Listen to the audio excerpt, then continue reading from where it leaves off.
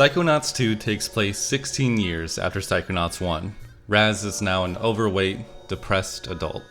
Wait, no, that's me.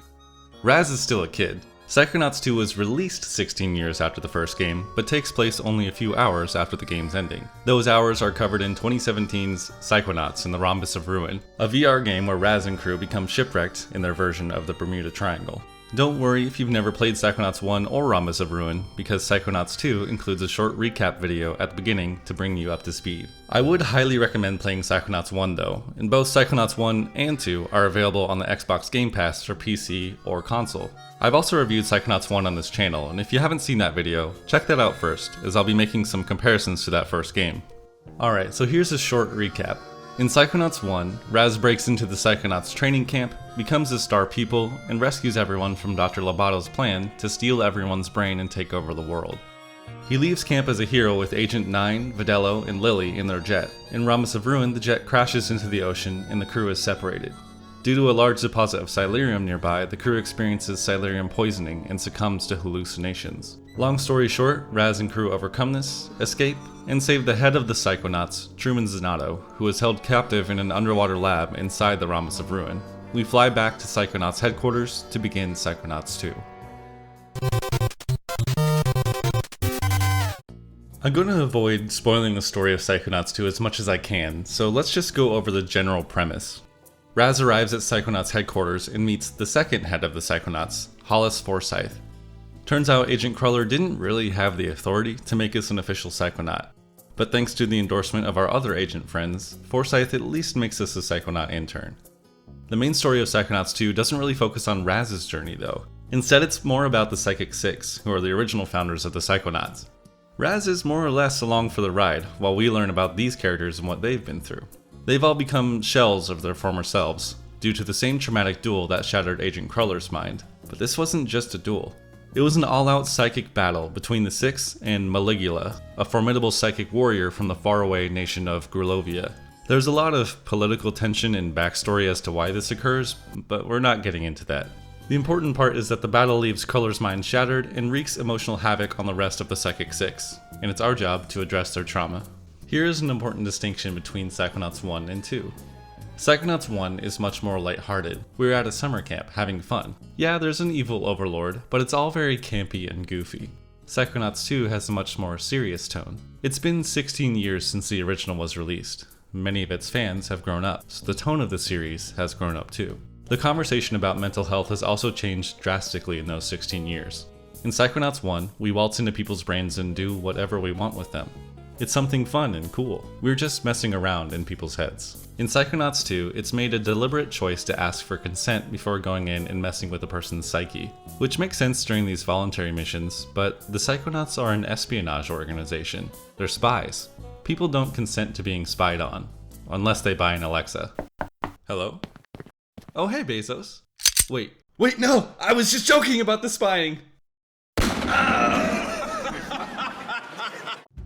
The casino mission in Psychonauts 2 does a great job of establishing the consequences of playing with other people's brains. We enter Forsyth's mind for a training exercise and go to an area that we aren't allowed in. We make dangerous mental connections in her mind to further our own personal goals, which results in Forsyth becoming the opposite of who she really is. Forsyth is an intelligent and calculating individual, but we turn her into a risk-seeking gambler. She needs that sense of caution to keep her team safe, but Raz throws caution to the wind so we can go on a fun mission and play it being a Psychonaut. Over the course of the level, Raz realizes the damage he's done and how reckless he is being with other people. He owns up to this mistake and, thankfully, is allowed to continue as an intern.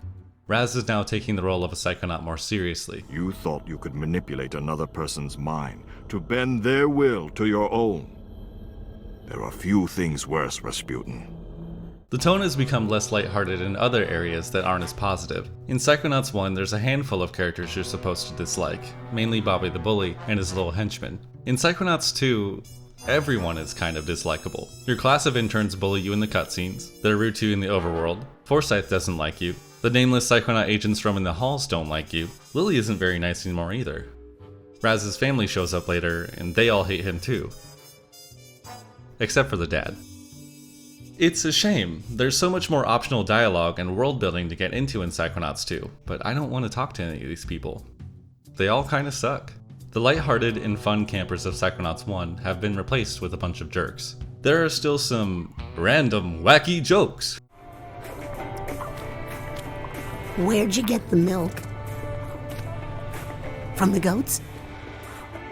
Oh, yeah, that would have been easier. Hey, it brought us closer, Fran. But this angrier tone is more of what I walked away with. As for story, I don't want to solve some political battle between nations. I just want to know who the milkman is. Okay, so you can tell I'm not thrilled with the story or new characters. What about the gameplay? There are a lot of improvements here. Firstly, let's talk abilities. In Psychonauts 1, abilities were tied completely to your Psy rank. As I said in my review, this caused some issues with pacing. I had to stop and grind some Psy rank to progress the story. That is gone in Psychonauts 2. New abilities are tied to story progression, so you always have the tools that you need. Psy rank is replaced with intern rank, which is used just to upgrade your abilities. These upgrades are no longer in a predetermined order either. Instead, you have little skill trees, so you can choose what abilities you like to level up. You can also purchase badges that let you further customize these abilities. I experimented a little bit with these, but I honestly got too attached to the color of my levitation ball, which took up 2 of my 3 badge slots, so I didn't use a lot of other ones. Hey, endgame is always about looking cool, right? Most of the abilities from the first game have persisted with Raz, with the exception of Shield. That's probably a good thing because Shield blocked all damage and kind of trivialized the game. But it's weird that he doesn't know it anymore.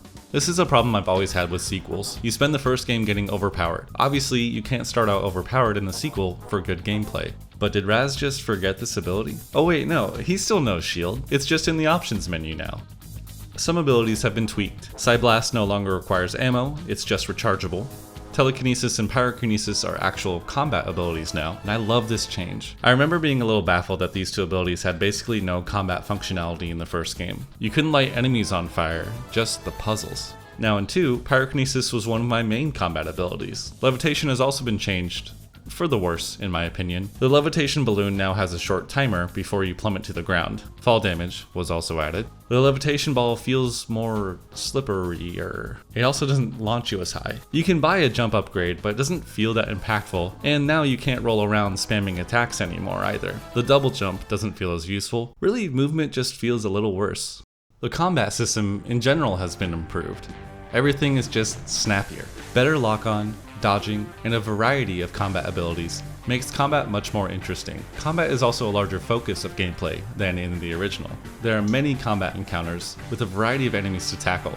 Enemy variety was one of the main complaints in Psychonauts 1, and that has definitely been fixed here. There are many different types of enemies with different attacks and weaknesses, and they're introduced at a good pace throughout the game. You're still discovering new enemy types almost up until the final area.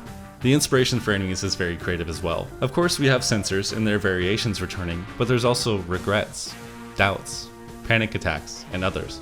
Each enemy has attacks that correlate with its inspiration.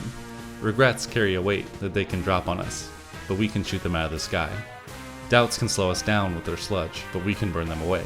It allows each ability to feel useful. In Psychonauts 1, I used Psyblast, Shield, and Levitation the whole time. Each combat encounter really felt the same, and you could even just ignore them. In Psychonauts 2, I found myself swapping out abilities to what was useful in that specific encounter. Even a seemingly non-combat ability, like Clairvoyance, has its place in combat. Outside of combat and exploring mines, there is a large hub world to explore. In Psychonauts, you could roam around the camp, but it was dangerous, and there wasn't much to see. In Psychonauts 2, there is a lot more to do in between mines. Characters have extensive dialogue options to get to know them better. There are collectibles to increase your intern rank. New abilities will grant you access to some previously unattainable collectibles. Lily has some side quests for you. There's also a scavenger hunt, just like in the first game, and you'll find little bits of lore the more you explore. Psychonauts has some die-hard fans, so I know this world building is very welcome. So am I a die-hard fan? Let's go over my final impressions. First, the cons. Psychonauts 2 lacks some of the same charm as Psychonauts 1. It's a sequel, so it naturally loses some of the novelty that made the first game so charming. It's more serious, less fun and lighthearted. It's also an angrier game. Again, the other characters are just jerks. I'm already attached to Raz, so I don't like seeing him get bullied and taken advantage of. The character graphics are a bit weird too. The first game's characters looked like clay models from Tim Burton, but now they look plasticky, like Toy Story. It's just kinda odd. This game's pretty gross. Starts you off in a teeth world. There's a sea made of hair. You see the inside of people's skulls. These puppets are throwing up all over you. It's just all kind of off-putting. Movement is slightly worse. I just played Psychonauts 1 before playing this, and I kept missing jumps in 2 that I felt I could have made in 1. Yeah, it's a shame because movement was such a highlight for me in the first game. I feel weighed down in Psychonauts 2 in comparison. Also, bring back the unlimited levitation balloon. Finally, this game holds your hand. This plagues modern games quite a bit. They're worried you're gonna put the game down if you have to stop and think for 5 seconds. So instead of having to think, Raz just tells you the solution to every puzzle before you can even play around with it. I just think there are a lot of unwise decisions going on in here. For a game about brains, you barely have to use your own. The story. I wasn't sure whether to put this in the cons or the pros, so we're gonna shoot somewhere in the middle. In Psychonauts 1, the people whose minds you explore aren't closely linked. They're separate, contained stories that are really just pit stops on the journey to stop Dr. Lovato. In 2, there's a more unified narrative. Each mind relates to another, so you gradually flesh out the characters and the overall story. And again, I'm not sure how I feel about it. Psychonauts 1 is a collection of short stories, where Psychonauts 2 is more of a novel. Each has their own appeal. But it wasn't about the characters that I already cared for, like Agent 9, Agent Fidello, or Lily. You learn a lot about Agent Cruller, but I wasn't as invested in the rest of the Psychic 6. Abilities are linked to story progression, so you can play or grind at your own pace. Abilities are also customizable for more playstyle variety. There's a wide variety of enemies that are introduced all throughout the game, so you always feel like you're getting something new. There's lots of dialogue and world building for those that are interested. The hub world is more important, and you're encouraged to explore it. The music is still groovy and has that spy energy. You'll even hear some remastered tracks, like in the Forgetful Forest. I really like the casino soundtracks. It's a good way to start the game. And although the story is much about one incident, each mind is still very unique. I mean, what other game are you going to perform in a puppet cooking show where the audience is made of ingredients that desperately want to be cooked? Oh, and the bosses are defeated by them throwing up those ingredients and feeding those same ingredients back to them. Oh, it looks like our judge liked that. The Psy King world is also fantastic. This feels like a Psychonauts world. It's psychedelic and silly. Plus, there's just so many worlds. I think because the story was focused on one event, it didn't feel like there was much variety throughout the game, but looking back, there was a lot of worlds. Some of them mix 2D and 3D planes, and they all stand out from each other. And this is really what makes Psychonauts a great series. The levels are just fantastic. Surprisingly acceptable. Thank you so much for watching. I want to dive deeper into the Xbox Game Pass, so let me know in the comments if there's any games you'd like to see reviewed next. As always, remember to like and subscribe. You've been watching TinyGuard, and I'll see you in the next one.